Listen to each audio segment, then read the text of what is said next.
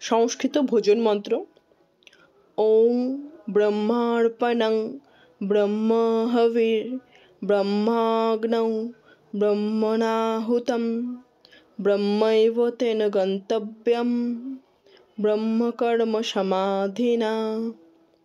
ওম সহনাভবতু सहनौ भुनक्तु सह वीर्यं करवावहै तेजस्विनावधीतमस्तु मा विद्विषावहै। ओम शांति शांति शांति। এটি ভোজন মন্ত্র। এটা দেবনাগরী হরফে ও বাংলা হরফে দুটোতে দেওয়া আছে।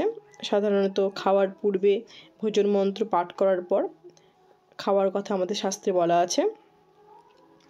ভিডিওটি ভালো লাগলে চ্যানেলটি সাবস্ক্রাইব করবে, ভিডিওটি লাইক এবং শেয়ার করবে এবং কমেন্ট করে জানাবে কেমন লাগলো।